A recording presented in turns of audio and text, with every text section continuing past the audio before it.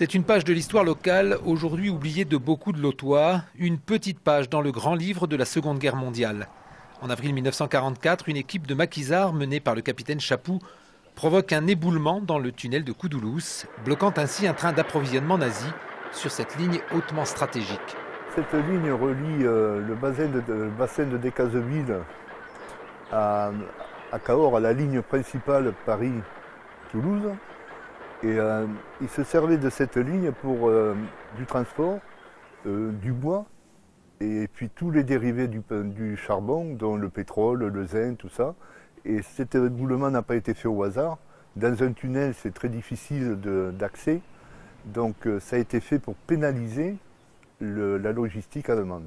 Sous la pression de l'occupant, des agents de la SNCF sont réquisitionnés pour déblayer le tunnel, malgré l'atmosphère irrespirable qui y règne. Dans les wagons, des tonnes de bois et de produits chimiques. Ceux qui étaient requis pour ce déblocage sont intervenus, je crois que c'était le lendemain.